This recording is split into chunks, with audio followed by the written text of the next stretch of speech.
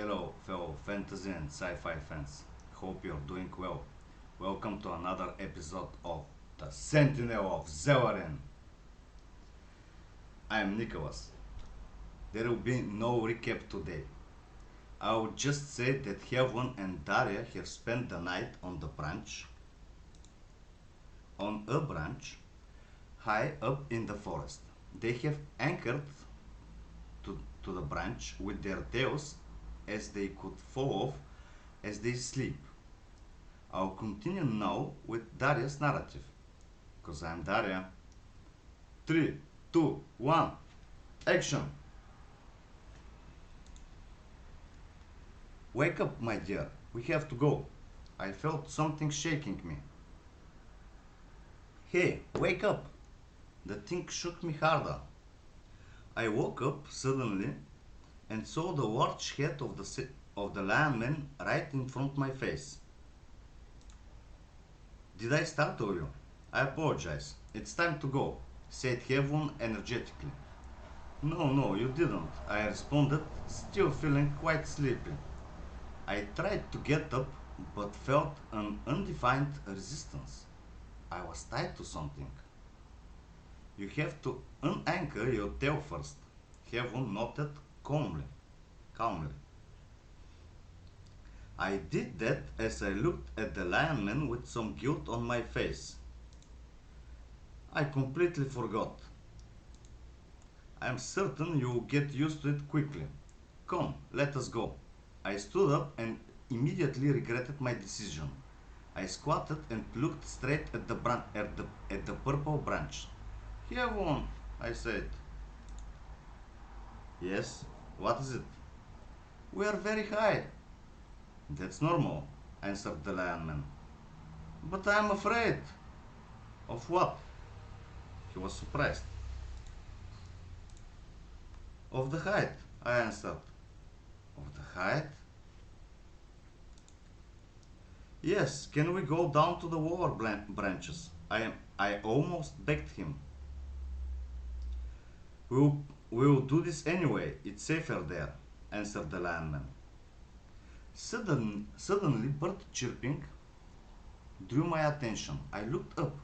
Magnificent birds no smaller than chestnut airplane adorned with horns, colorful lizard-like creatures, dark-skinned bats, flat jellyfish, and of course many insects flew up there.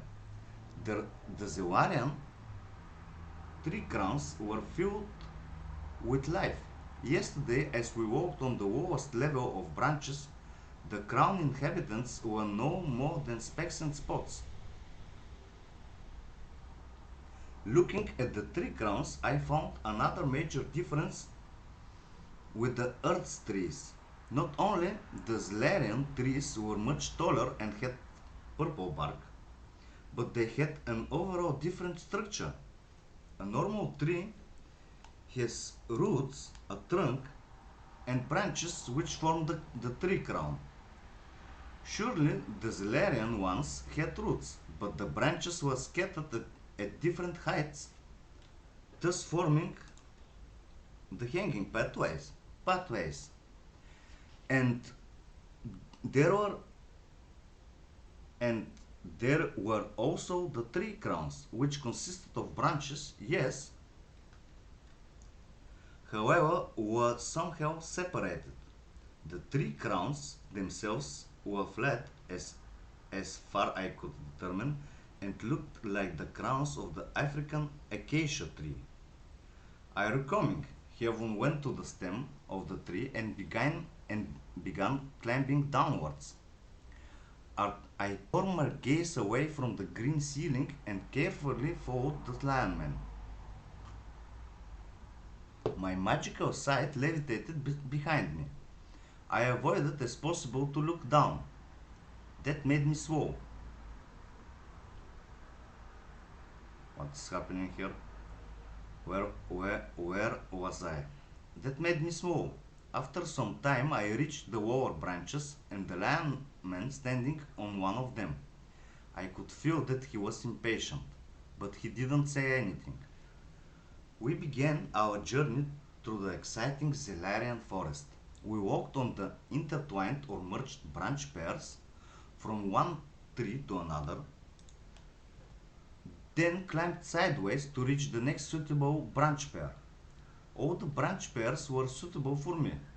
For the lionman, not so. Soon faint but distinct buzz reached my ears. The, the ugly Zellarian flies were responsible. What the fuck? Sorry. The ugly Zellarian flies were responsible. The buzz intensified. The majestic Zellarian dragonflies also came into sight. All very beautiful, dyed in vibrant colors. Also scary and big, very big, bigger than me in my new body. As we walked and climbed sideways, I witnessed aerial brutality. The dragonflies caught the smaller, jet black insects tearing wings and limbs. Thank God there was no blood. On and around the massive branches, the non-flying insects were busy with their daily routines. Our way went through an area populated by Zellarian ants. The orange insects avoided us. This was a mistake. We weren't the real danger. Between two trees on the merged branches, a lizard-like beast appeared from beneath the leaves, immediately snatching the closest Zellarian ant. We stopped. Better to say, Helvon stopped. I froze. The animal was huge. Its head was elongated and looked like a dinosaur's head. The skin was green, the same color as our sleeveless robes. The scales matched as well. Now I understood what was the source of our clothes. Except that the thing was alive. It had two tails, very thin, extremely long, longer than their owner itself, which looked like two whips. Tiny spikes adorned them. I was sure that taking a hit from these whip-like tails would put me in a world of hurt. For me, making videos is pretty hard on English. But that was all, folks, for today. Please comment, like, and subscribe. Take care. Till next time.